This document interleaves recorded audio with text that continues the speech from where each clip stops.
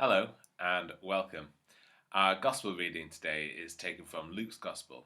It's chapter 24, beginning at verse 13. Now, on the same day, two of them were going to a village called Emmaus, about 7 miles from Jerusalem, and talking with each other about all these things that had happened.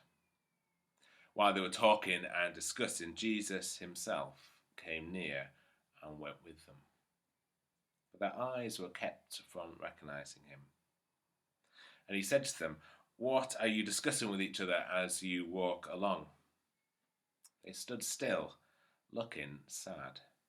Then one of them, whose name was Cleopas, answered him, "Are you the only stranger in Jerusalem who does not know the things that have taken place in these days?" He asked them, "What things?"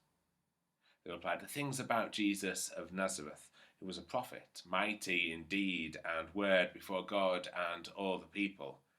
How our chief priests and leaders handed him over to be condemned to death and crucified him. But we had hoped he was the one who was going to redeem Israel. Yes, and beside all this, it's now the third day since these things took place. Moreover, some women from our group astounded us. They were at the tomb early this morning, and when they did not find his body there, they came back and told us that they had indeed seen a vision of angels who said he was alive. Some of those who were with us went to the tomb and found it just as these women had said, but they did not see him." Then he said to them, "How foolish you are, and how slow of heart to believe all that the prophets have declared. Was it not necessary for the Messiah to suffer these things and then enter into glory?" Then, beginning with Moses and all the prophets, he interpreted to them the things about himself in all the scriptures.